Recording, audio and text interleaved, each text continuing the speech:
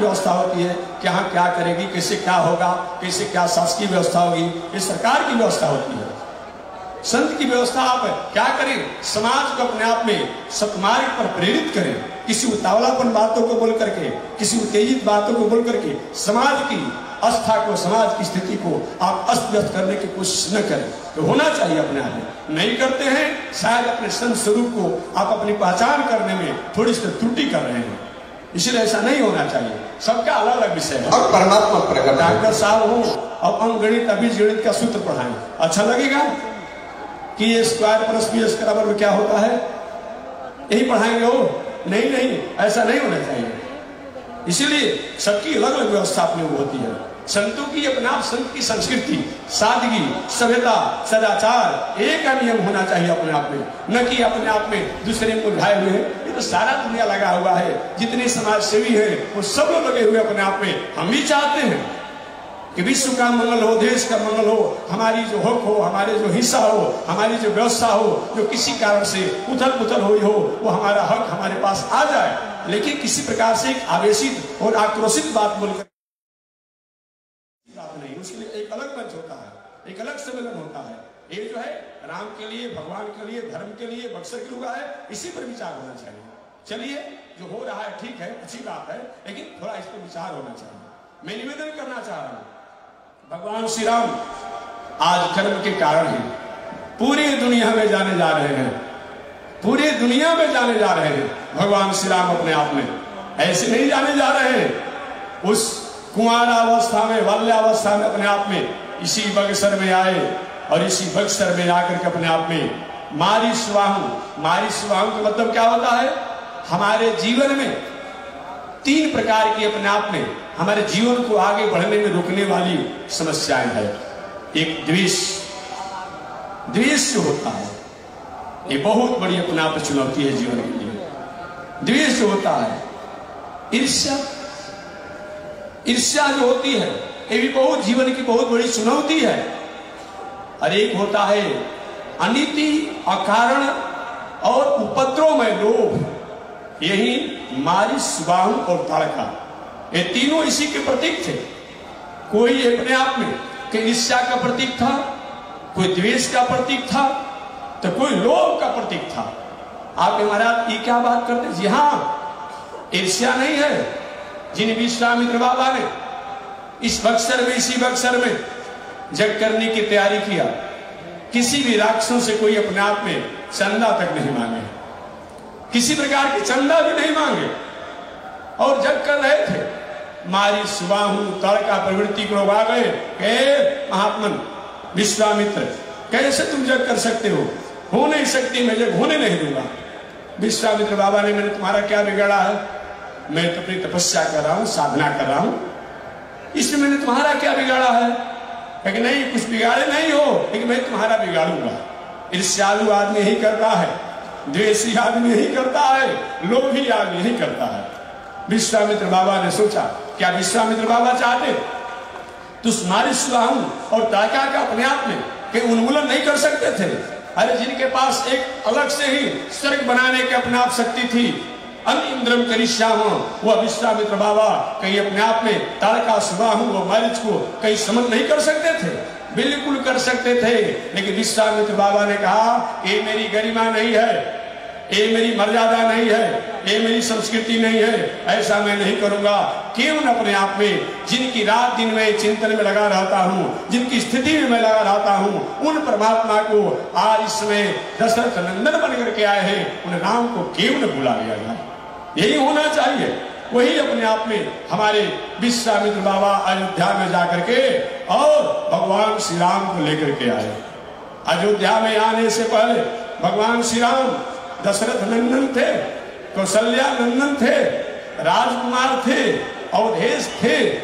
लेकिन बक्सर में जब आए और कर्म को जब किए, सारा दुनिया उनको जान गया, सारी दुनिया जान गई कि बक्सर केवल विश्वामित्र बाबा की तपस्थली नहीं है, बक्सर केवल वामन भगवान की जन्मस्थली नहीं है, बक्सर केवल नारद जी, भार्गव ऋषि, गौतम ऋषि, ऐसे प्रवृत्ति के ऋषियों की केवल तपस्या साधना स्थली नहीं है, बल्कि बक्सर वही है कि दुनिया में जो भी देवता हैं उन सभी देवताओं की जन्मभूमि भी है। मैंने कहा भी था जन्मभूमि है। आप कहें कैसे? इसलिए कि कश्यप अदिति महातप की ना, वही कश्यप और अदिति इसी बगसर में तपस्या किए, तो तपस्या के फल स्वरूप अपने आप में 12 आदित्य लोग हुए। और एक दिन पहले भी मैंने कहा था सम्मेलन में कि भले अपने आप भगवान श्री राम अयोध्या में चले गए, लेकिन पूरे सूर्यवंशियों का, पूरे सूर्यवंशियों का, पूरे रघुवंशियों का, पूरे इक्ष्वाकु वंशियों का अगर कोई मूल जन्मभूमि है, मूल अगर अपने आप में अपना निवास है, घर है, जन्मभूमि है, तो यह बगसर है। क्योंकि जब सूर्य नारायण का जन्मभूमि जब ये हो गया, तो उसी सूर्य बल से प्रगट जो हुए उनका ये जन्मभूमि नहीं होगा। कर्मभूमि भले अलग अलग जाकर की अपने आप में। तो एक सबसे बड़ी आश्चर्य की बात यह है ये बक्सर की, कि भगवान श्री राम की मूल जन्मभूमि बक्सर है, भगवान श्री राम की कर्मभूमि बक्सर है, और भगवान श्री राम की गुरु भूमि जो है, गुरु स्थली जो है, ये बक्सर है। ये कभी कभी कहीं ऐसा मिलता है और बाकी नहीं मिलता है। अयोध्या है, अयोध्या भगवान श्री राम की जन्मभूमि है, लेकिन बक्सर जो है भगवान वामन की जन्मभूमि है, और भगवान श्री राम की भी मूल जन्मभूमि है, और विश्वामित्र की तपस्थली है, गौतम ऋषि की तपस्थली है। इसलिए ये भगवान की जन्मभूमि भी, और भगवान की कर्म भूमि भी, और भगवान की शिक्षा ज्ञान भूमि भी, और ऐसा कोई दुनिया में स्थान है वो बक्सर के अलावा और कोई नहीं है। प्रमाण के लिए अगर किसी को संदेह होगा तो ये हमसे पूछेगा अपने आप में, प्रमाणिक रूप में, तार्किक रूप में नहीं जवाब दूंगा। तो मैं निवेदन करना चाहता हूँ वह बक्सर है। भगवान श्री राम, समय को बता दिए भाई, मैं अपने समय करूंगा। भगवान श्री राम इसी बक्सर में अपने आप में जब आए, तो आने के बाद अब पूरे दुनिया में कौन ऐसा भागा होगा जो भगवान श्री राम को नहीं जानता होगा। मैंने बताया था कि लिखा है वाल्मीकि रामायण, अध्यात्म रामायण, मूल रामायण इत्यादि में, कि कौन ऐसा दुनिया में होगा जो भगवान श्री राम को नाम नहीं लेता होगा, उनको नहीं जानता होगा। आराम कहेंगे तब, विराम कहेंगे तब, हराम कहेंगे तब, ऐसे समान भाषा में राम राम कहेंगे तब, किसी भी विषम से विषम परिस्थितियों में राम से कोई अलग नहीं है। ऐसे राम अगर दुनिया में जाने गए, यही बक्सर में आने के कारण ही जाने गए। काश भगवान श्री राम इस बक्सर में नहीं आते। इस तरीका से दुनिया में आज एक मर्यादा पुरुषोत्तम के रूप में जो कहलाने का भगवान श्री राम की अपने आप में एक है स्वरूप, वह शायद कहीं अधूरी हो जाती। इसलिए वही ये बक्सर है जहाँ पर नित्य वैदिक मंत्र से ऋषि होम करते थे। यहाँ व्यास भी वेदांत के सिद्धांत कहते थे। यहाँ वही वह राष्ट्र है, वही ये देश है। मैं तो यहाँ तक कहना चाहूंगा कि पूरे विश्व का अगर कहीं प्राचीन अपने आप में शिक्षा स्थली है, ज्ञान स्थली है, वह शिक्षा स्थली, ज्ञान स्थली और शोध स्थली, जैसे आज भारत सरकार द्वारा शोध स्थान बनाया गया है, तो शोध स्थली अगर कोई है यह बक्सर है और दुनिया में कोई नहीं है। क्योंकि गायत्री विश्वामित्र, वो विश्वामित्र बाबा ने जो गायत्री मंत्र है यहीं पर शोध करके, यहीं पर तपस्या करके, यहीं पर साधना करके, और इस बक्सर में अपने आप में उस गायत्री मंत्र को दुनिया के लोगों के उपकार और मंगल के लिए दिया। जो आज गायत्री मंत्र जो है सभी के लिए मंगल करने वाला है। ऐसे ये बक्सर शोध स्थान भी है, ये बक्सर शोध स्थान भी है ऋषियों का, ये बक्सर जो तपस्थली भी है, भगवान के अपने आप में अवतार स्थली भी है। और दुनिया में जितने लोग भटकते थे, दुनिया में कहीं कहीं उनको स्थान नहीं मिलता था, उन सभी लोगों को शुद्ध करने का काम जो करता था ये बक्सर ही करता था। प्रमाण के रूप में मैं निवेदन करना चाहूंगा, शंकर जी पर ब्रह्म हत्या का दोष लगा था। क्या चीज? भूत धाम शंकर जी पर ब्रह्म हत्या का दोष लगा था। और ब्रह्म हत्या का दोष महाराज कैसे दोष लग गया? ब्रह्म हत्या का दोष तो मैं निवेदन करना चाहूंगा, पहले ब्रह्मा जी का 5 सिर था। क्या था? पहले ब्रह्मा पितामह का 5 सिर था, और 5 सिर था ब्रह्मा जी का। चारों सिर के मुखों द्वारा तो वेदों का उच्चारण होते रहता था। एक सिर से एक बार ब्रह्मा जी अपने आप में विचार किए कि क्यों ना हम इस वाणी द्वारा दूसरे शब्दों को भी अपने आप अनुच्चारित करें, उच्चारित करें। यही भावनाओं को लेकर के यही बनारस में, वाराणसी में, अपने आप में यही वाराणसी में भूत बाउन शंकर जी एक विश्वनाथ के रूप में है। तो ब्रह्मा जी आए उनके दर्शन करने के लिए, होते रहता है। आप अपने बेटा के पास जाते हैं कि नहीं जाते हैं? आप अपने नाती के पास जाते हैं कि नहीं जाते हैं? बाबा के पास भी जाते हैं, पिता के पास भी जाते हैं, और नाती के बेटा के पास भी जाते हैं। कभी कोई लोग पूछता है कि महात्मा जी बताए कि ब्रह्मा जी बड़े हैं कि शंकर जी बड़े हैं? अरे क्या इसे फेरा पढ़ो भाई, क्या इसके फेरा पढ़ो, कौन बड़ा है कौन छोटा है अपने आप में? कहते कि नहीं, कभी उनको वो स्तुति करता है, कभी उनको अभिषेक करता है, कभी उनको पूजा करता है। हम यही तो हमारी भारतीय संस्कृति है, यही तो हमारा वैदिक संस्कृति है, यही तो हमारी सनातन संस्कृति है। यहाँ पर अपने आप में हम सबके प्रति अपने आप समान आदर की भाव रखता है, लेकिन समझने वाला समझता है कौन कौन क्या है। तो वही हमारे ब्रह्मा जी अपने आप काशी में विश्वनाथ जी के अपने आप दर्शन स्तुति करने के लिए आए थे। 4 मुखों से तो ब्रह्मा जी ने वेद का स्वर द्वारा भूत बाउन शंकर जी की स्वागत किया, स्तुति किया, और एक जो उनका सिर था उस मुख से उन्होंने क्या किया, रास्ते में गधा आ रहा था और उसी की आवाज नकल अपने आप में बोलने लगे। भूत बाउन शंकर जी को अच्छा नहीं लगा, हे बाबा पितामह यहाँ पर ये क्या कर रहे हैं, इस मुख को बंद कीजिए। और ये ही भूत बाउन शंकर जी ने क्या, ब्रह्मा जी के इस मुख से गधे की आवाज आ रही थी, बंद कराए, और ब्रह्मा जी का सिर टूट करके शंकर जी के हाथ में सट गया। वही ब्रह्म कपाल है। अब जब सट गया अपने आप में, भूत बाउन शंकर जी पूरे दुनिया में घूमते रहे अपने आप में, कहीं भी अपने आप उनका निस्तरण नहीं हो पाया। पूरे दुनिया में घूमने के बाद जब उनका कहीं कल्याण नहीं हुआ अपने आप में, तो आकाशवाणी हुआ कि हे भूत बाउन शंकर जी, आप बक्सर चले जाइए, सिद्धाश्रम चले जाइए, और वही आपका कल्याण होगा, वही आपका मंगल होगा। वही भूत बाउन शंकर जी यही बक्सर में जब आए, और बक्सर में आने के बाद यही अपने आप गंगा में स्नान किए, और यही बक्सर के अपने आप में परिक्रमा किए, पंचकोश किए, तो हुआ कि आपका जाइए ब्रह्मत्या से मुक्त होंगे, लेकिन आप चले जाइए बद्रीनारायण।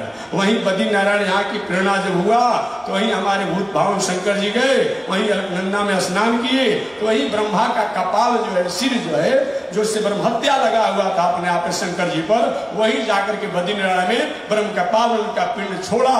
जो आज भी हमारे जो जाते हैं, जो तीर्थव्रत करने वाले लोग बद्रिकाश्रम में, तो ब्रह्म कपाल पर पिंड दान करते हैं। ब्रह्म कपाल क्या है, दूसरा कुछ नहीं है। शंकर जी के अपने आप में ब्रह्म हत्या का दोष लगा था, ब्रह्मा का कपाल जो है शंकर जी के हाथों में जो सट गया था, वही तो ब्रह्म कपाल है।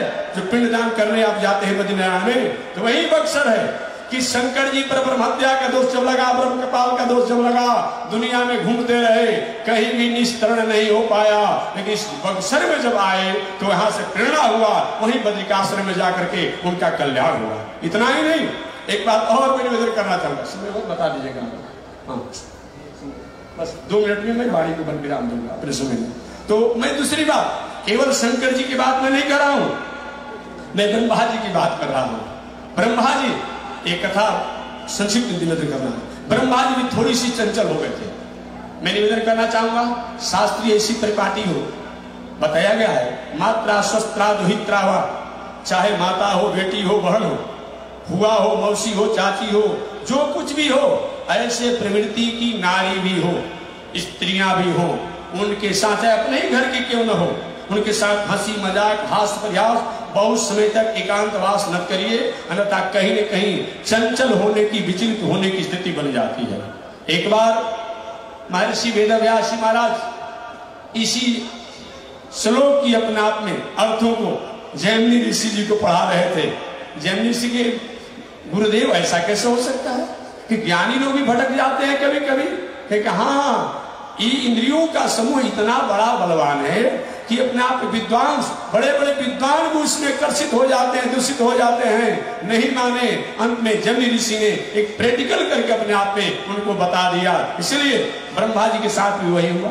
ब्रह्मा जी ने सरस्वती देवी जी को प्रकट किया, और सरस्वती देवी को जब प्रकट किया ब्रह्मा जी, तो प्रकट करने के बाद न जाने कहां उनकी बुद्धि कहीं जाकर के किसी बाजार में, कहीं अपने आप में किसी दुकानदार के पास कहीं बिका गया कि क्या हो गया, हम क्या बताएं अपने आप में। और ब्रह्मा जी जो अपने आप सरस्वती देवी जी को अपने आप प्रकट किए, उनके प्रति उनकी थोड़ी सी चंचलता हो गई। चंचलता हो गई, और चंचलता जब हो गई तो भले वो हत्या नहीं किए, लेकिन ब्रह्म हत्या का दोष हो गया।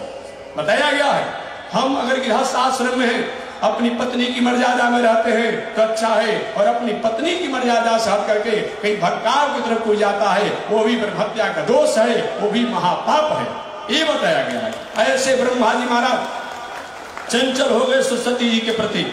उस समय जाकर मरीचि इत्यादि ऋषियों का पिताजी नाक कट जाएगा, कहीं कम नहीं रहेंगे, अपनी भावनाओं को वापस लीजिए। ब्रह्मा जी अपने को अपमानित हुए, और ब्रह्मा जी ने सब अपने शक्ति द्वारा क्या किए, अपने को दो स्वरूप में बना लिए। वही अपने आप में मनु और शत्रुपा के रूप में हो गए, मनु और शत्रुपा के रूप में ब्रह्मा जी हो गए। तो ब्रह्मा जी पर अपने आप वही जब ब्रह्म हत्या का दोष माने सरस्वती के प्रति जो भावना हो गई थी, वो जब हुआ कि महाराज पाप से मुक्ति कैसे मिलेगी, ब्रह्मा जी पूरे दुनिया में घूमते रहे, यही जब बक्सर में आए तो बक्सर में आने के बाद वो मुक्त हो गए। बाद में अपने शरीर को चलकर उन्होंने मनु और शत्रुपा के रूप में स्थापित किया। ये सब इतिहास जानता है, तो वही ये बक्सर है। इसीलिए ऐसे सिद्धाश्रम नाम नहीं है, ये काम भी है, कर्म के कारण ही। वही मैं कर्म के बारे में बता रहा हूँ। ये ऐसे हुए, इतना ही नहीं, जो इंद्र आज देवताओं के राजा कहे जाते हैं, ये भी भ्रमित हो गए। 3 बार तो इतिहासों में विशिष्ट का प्रमाण है। एक तो हमारी साक्षात्कार गवाह के रूप में हमारी गौतम ऋषि की पत्नी माता अहल्या जी है। अहल्या जी के प्रति गौतम जी की जो रुझाने जो थी अच्छी नहीं थी। गौतम ऋषि की पत्नी के अपने आप के प्रति जो इंद्र की, गौतम ऋषि की पत्नी के प्रति अहल्या, माता अहल्या के प्रति इंद्र की रुझाने अच्छी नहीं थी, भावनाएं अच्छी नहीं थी। और गौतम ऋषि इसको जान गए, परख गए। उन्होंने क्या किया, साप दिया, देवराज इंद्र, देवता होकर के देवता के तुम्हारे में बुद्धि नहीं है। रामचरितमानस में देवताओं की एक परिचय बताया गया है, आप जानते भी होंगे देवता किसे कहते हैं। ऐसी सामान्य भाषा में देवताओं को परिभाषित किया जाए तो देवता का मतलब होता है जिसके कार्य, कर्म, दर्शन, व्यवहार से जगत का मंगल होता हो, उसी को देवता कहते हैं। लेकिन रामचरितमानस में सरस्वती देवी ने देवताओं की एक परिभाषा बताया है कि देवता किसे कहते हैं। तो देवताओं की परिभाषा देते हुए रामचरितमानस में सरस्वती देवी ने कहा, कब जिस समय मंथरा और कैकेयी की बुद्धि को अपने आप में पलटने की बात अपने आप में ये देवताओं ने प्रार्थना किया सरस्वती देवी से। उसने कहा, ऊंच निवास नीच कर तूती, देख न सकहि पराई विभूति। यही देवता अपने आप में है। क्या इंद्र ये देवलोक में बैठे हैं, ये किसी की बेटी हो, किसी की बहू हो, कोई जग करता है, कोई पूजा करता है, कोई साधना करता है और उसको भंग करने लगता है, भंग करने लगता है। यही इंद्र का स्वभाव है। यही गौतम नारी की पत्नी के प्रति उसका विचारधारा ठीक नहीं था। गौतम ऋषि ने श्राप दिया, जाओ ब्रह्म हत्या के दोष जैसा तुम्हारे पाप लगेगा, और जाओ तुम एक अपने आप छिद्र के लिए ये चंचलता करो, तुम्हारे शरीर में 1000 छिद्र हो जाएगा।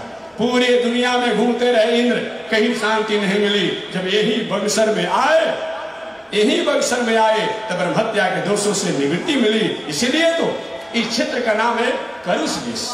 इंद्र की ब्रह्म हत्या का दोष से जो पवित्र हुए, अतः इस क्षेत्र का नाम है करुष देश। जहां ब्रह्म हत्या का दोष का मल अपने आप दूर हुआ। 3 बार ब्रह्म हत्या का दोष इंद्र पर लगा है, और तीनों बार इस बक्सर के कारण ही ब्रह्म हत्या के दोषों से उनकी मुक्ति मिली है। तो जहां पर इंद्र ब्रह्म हत्या के दोषों से मुक्त हुए हैं वो करुष हो गया, और जहां पर ब्रह्म हत्या के दोष कि अपने आप में दूर हुआ वहीं पर मलद देश हो गया, मगध नहीं मलद देश हो गया। इस तरह बताया गया। तो वही बक्सर है जहां पर इंद्र, ब्रह्मा, भूत भावन शंकर जी, और बात तो छोड़ दीजिए, ये विश्वामित्र बाबा यहाँ के जो कुलपति बने हुए हैं बक्सर के, विश्वामित्र बाबा भले प्रयागराज के भरद्वाज ऋषि कुलपति हैं, लेकिन ये बक्सर के कुलपति कोई है तो हमारे विश्वामित्र बाबा है। विश्वामित्र बाबा है कुलपति अपने आप में बक्सर के। ये विश्वामित्र बाबा सारे दुनिया में घूमते रहे, कहीं भी अपने आप में स्थिति को प्राप्त नहीं कर पाए। लेकिन जब बक्सर में आए तो विश्वामित्र महामुनि ज्ञानी बसहु विपिन शुभ आश्रम जानी, वह बक्सर है। ऐसा विचार क्यों हुआ? इस सब का कहने का तात्पर्य हमारा यही है कि कर्म जो है कर्म के कारण ही विश्वामित्र बाबा आज उस ऊंचाई को प्राप्त किए। कर्म के कारण ही ब्रह्मा हो, शंकर जी हो। वही कर्म के कारण भगवान श्री राम जब तक अयोध्या में थे, अयोध्या के लोग जानते थे, अयोध्या के आसपास के लोग जानते थे, लेकिन जब ही अपने आप में हमारे भगवान श्री राम इस बक्सर में आए, बक्सर में आने के बाद पूरे दुनिया के लोगों ने उनको जान गया ये कर्म का ही तो फल है। ऐसे भगवान श्री राम की कर्म न्यास के तरफ से जो हो रहे आयोजन जो है, इसमें मैं भगवान श्री राम से चाहूंगा कि प्रभु आप पूरे मानव को मंगल करें, कल्याण करें। और जिस बावन भगवान की यह पावन अपने आप में जन्मभूमि है, जिन बावन भगवान की पावन जन्मभूमि है, बावन भगवान से मैं प्रार्थना करूंगा प्रभु आप समस्त प्राणियों को, पूरे विश्व का आप मंगल करें। और जिन विश्वामित्र बाबा की पावन तपस्थली पर अपने आप में, और गौतम ऋषि, नारद ऋषि, उदालक ऋषि, भार्गव ऋषि, ऐसे ऋषियों ने इस बक्सर में रह करके मानव के कल्याण करने के लिए ये अपने आप में ये अपना आविष्कार स्थल रखा था, रिसर्च स्थल रखा था बक्सर। ये बक्सर ऐसा नहीं है, पूरे विश्व के उस समय के ऋषि रूप में, ऋषि स्वरूप में जो अपने आप में वैज्ञानिक थे, उन सभी ऋषि स्वरूप वैज्ञानिकों का ये बक्सर जो है रिसर्च स्थल था, अपने आप में आविष्कार स्थल था। ऐसे उन सभी ऋषियों से मैं प्रार्थना करूंगा प्रभु आप जैसे उस समय समाज और जगत का आपने मंगल किया, उसी प्रकार से आज भी पूरे विश्व का समाज का मंगल करें। बस इसी शब्दों के साथ मैं श्री राम कर्म भूमि के अपने आप में पावन संदेशों को मैंने निवेदन किया। शेष चर्चा अगले दिन होगी। आज इसी के साथ वाणी विराम, आगे परमात्मा की जय शिक्षा। श्रीमन नारायण लक्ष्मी नारायण, श्रीमन नारायण लक्ष्मी नारायण, श्रीमन नारायण नारायण नारायण, श्रीमन नारायण नारायण नारायण, श्रीमन नारायण जगोदारायण, श्रीमन नारायण जगोदारायण, लक्ष्मी नारायण नारायण नारायण, लक्ष्मी नारायण नारायण नारायण। आग लगी आकाश में बरसन लगे अंगार हो, आग लगी आकाश में बरसन लगे अंगार, संत नहीं होते जग में तो जल मरता संसार हो, संत नहीं होते जग में तो जल मरता संसार, श्रीमन नारायण नारायण नारायण, श्रीमन नारायण नारायण नारायण, लक्ष्मी नारायण नारायण नारायण, लक्ष्मी नारायण नारायण। तैनी देखी रघुनाथ जी हमारे ओरिया, तैनी देखी रघुनाथ जी हमारे ओरिया, तैनी ताकी रघुनाथ जी हमारे ओरिया, तैनी ताकी रघुनाथ जी हमारे। बगसर में आके रवा तड़का के मरनी, बगसर में आके रवा तड़का के मर, गौतम नारी अहिल्या के तरनी, गौतम नारी अहिल्या के तरनी, देखी रघुनाथ जी हमारे ओरिया, तनी देखी रघुनाथ जी हमारे ओरिया, तनी ताकी रघुनाथ जी हमारे ओरिया, तनी ताकी रघुनाथ जी हमारे। बोलिए श्री लक्ष्मी नारायण भगवान की, श्री भाष्यकार भगवान श्री रामानुजाचार्य स्वामी जी महाराज की, श्री भाष्यकार भगवान श्री रामानुजाचार्य स्वामी जी महाराज की, श्री प्रतिवाद भयंकराचार्य स्वामी जी महाराज की, अनंताचार्य गादी स्वामी जी महाराज की, परमाचार्य रामकृष्णाचार्य स्वामी जी महाराज की, विश्वबंध जगदाचार्य श्रीमद विश्वक्सेनाचार्य अस्मदाचार्य पूज्य गुरुदेव श्री त्रिदंडी स्वामी जी महाराज के, श्री त्रिदंडी स्वामी जी महाराज के, वामनाश्रम सिद्धाश्रम चरित्रवन बक्सर बिहार भारत धाम की, बक्सर बिहार भारत धाम की, जगत जननी जगदम्बा श्री महालक्ष्मी माता की, महालक्ष्मी माता की, पावन धाम की, पावन धाम की, पावन स्थल की, पावन महामहोत्सव की, पावन महामहोत्सव की। जय जय श्री सीताराम, जय जय श्री राधे श्याम, जय जय श्री श्रीमन नारायण, जय जय श्री भाष्यकार, जय जय श्री भाष्यकार। हरि ओम। शांति शांति शांति। अब आपके सामने अपने वैदुष्य की प्रतिभा से